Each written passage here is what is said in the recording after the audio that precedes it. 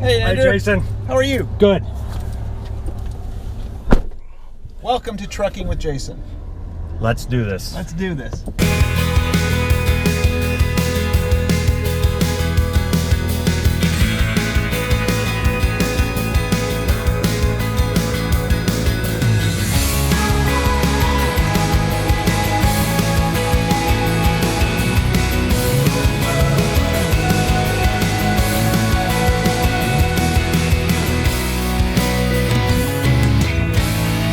All right, Andrew. Luckey Farmers in the, what do you call it, the Western Lake Erie Basin. Yep. Erie Basin.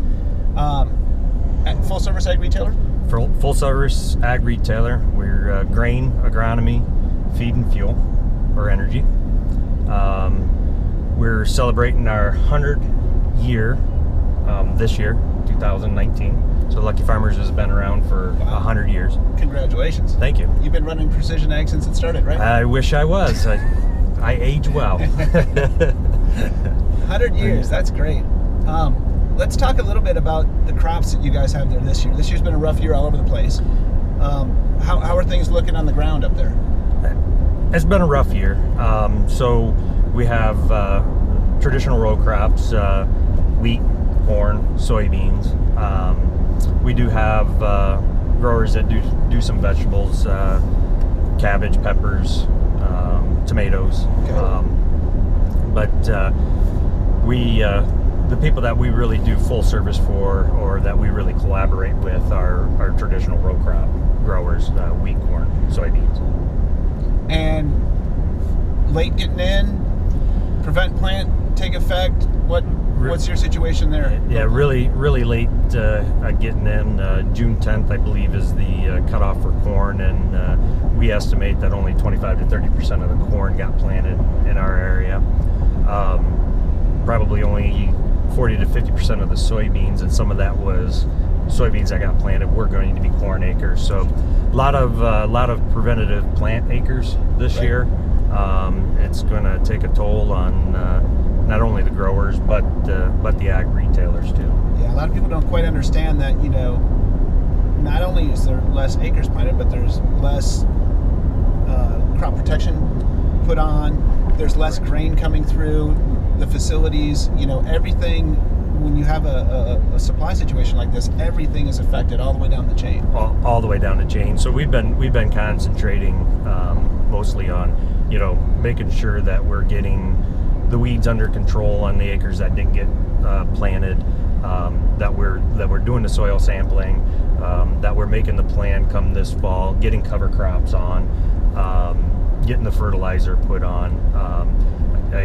Getting our wheat situated so in October they can plant their winter wheat, and so all in all is not lost. It's been a hard season. Next year's going to be hard too without the grain coming in, but we'll overcome it. Awesome. Well, one of the things I really wanted to talk about was you're kind of a leader in the 4R certification. I think a lot of people are starting to hear that term more often. But can you walk through, what I think you started in 2014 or 2015 with the program? Ohio State's involved, a lot of the departments within Ohio. Can you just kind of explain what 4R is? Right. So the 4R is the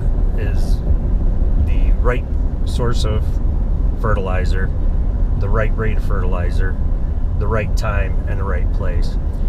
So as an initiative that was brought in, Toledo had their water crisis back in 2014.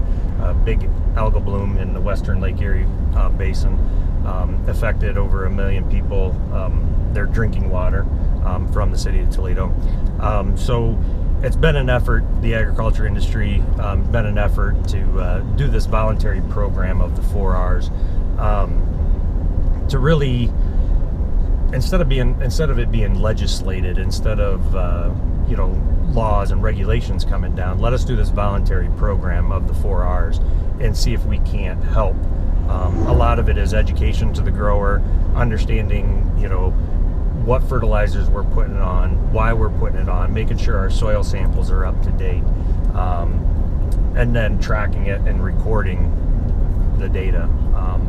So it's there's 45 different objectives that we have to meet to be 4R certified. Luckey Farmers been certified retail location since 2015. And how many retailers in Ohio are 4R certified? There's right around 53, 55 retailers that are 4R certified. I think there's 40 some in Ohio, 1 in Indiana, and I think 4 in Michigan. Okay. So on the program, what are some of the things that you're doing differently now to comply with the program from a data collection standpoint, from a system standpoint? Well, I think a lot of the regulations or a lot of the requirements on us is to provide data to a third-party auditor. So this isn't the state that's auditing. It's not a legislative group or anything like that that's auditing us. It's independently audited, and the things that they're asking for is the data on, how much fertilizer was put on, when it was put on. Was it put on a growing crop? Was it incorporated? Did we not? We're trying to avoid runoff of phosphorus into the streams and tributaries that lead into Lake Erie. So was it incorporated, within 24 hours of a rainfall? Did we not spread that fertilizer, if the forecast was 50% chance of rain in an inch in the next 24 hours? So those are just some of the things. So we use a Farmobile to verify the data, pull the data in to our software, and by having that and having that data, now we have it centralized, and the auditing process is really simple. So you talk about bringing in other data sets, and I think ag tech in general, I call it ag tech fatigue, but ag tech in general has been, I guess, forced or thrown upon a lot of people to the point where they're just kind of throwing their hands up because nothing's quite done what they thought. And it's my view that we've always had this or discussion around ag tech. It's deer or climate or, and I think what you're talking about from the requirement standpoint, and something that I'm pretty proud of what we're doing with your organization, is being able to you have to bring in weather data, and you have to bring in as applied data, and you have to bring in work orders.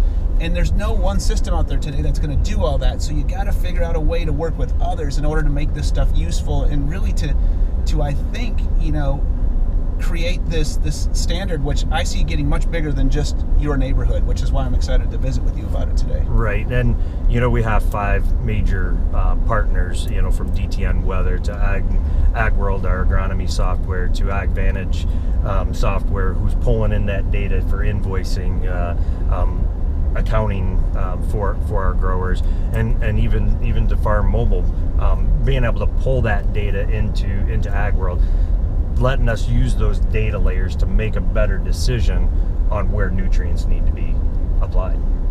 That's great. Tell me how you guys are using pucks from a commercial standpoint, and then from a grower standpoint, and the difference in how you're doing that. So we have pucks in our equipment, our spreaders, sprayers, the things that we are going out to custom app for. We utilize that data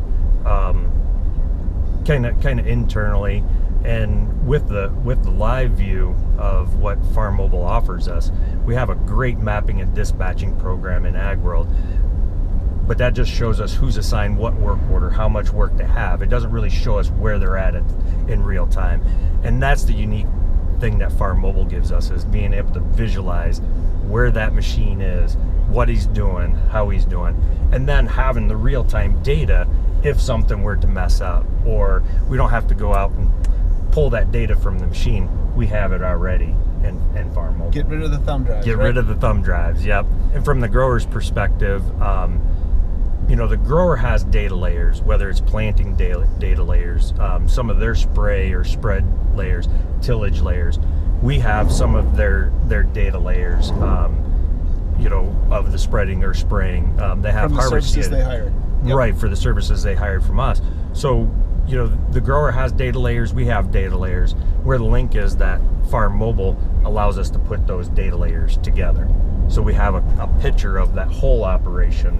A lot of people, and I'm going to say primarily this is what we've learned with ag retail over the last, probably 24 months, which is when we've had a pretty big uptake in the interest from the ag retail sector, is a lot of times they hop on Farmobile, they get a few pucks just as a system of record, I call it, right? They just want to make sure that they have an as-applied strategy. Generally, there might be some,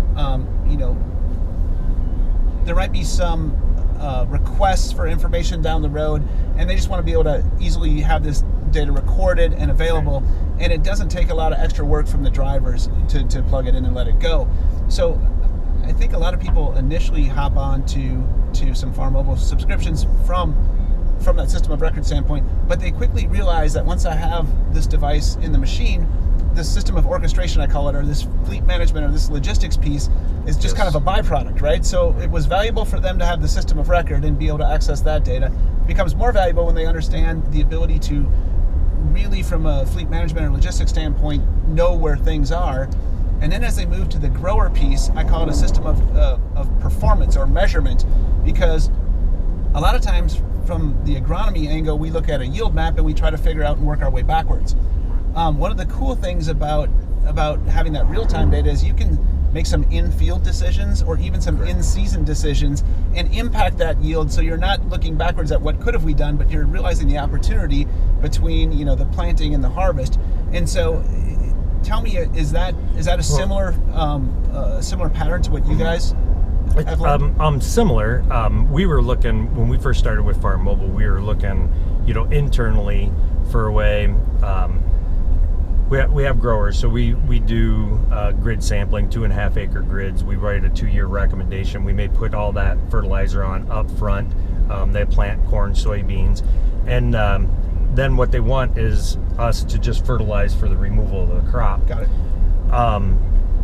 We would have to go out and hunt down their flash drive, come all the way back to the office, plug it into the computer, no data on it. So we got to go find the grower again and say, there's no data on this. And are you sure? Yes, I'm sure. And well, let me get my grandson out here. He knows how to use this better than me. Sure. And we have to wait for his grandson to get out of school to get the data to write a recommendation. With Farmobile, we found that, hey, we can have this data right away. No flash drives, no nothing. We can download the data from the data store, from the data engine. Yep. Upload it into our software, write a prescription, have it done, fertilize, spread the next day. And that's a really important piece, especially in a year like this, right, where you need to know when that field gets done so you can extend really your window of application. Yes.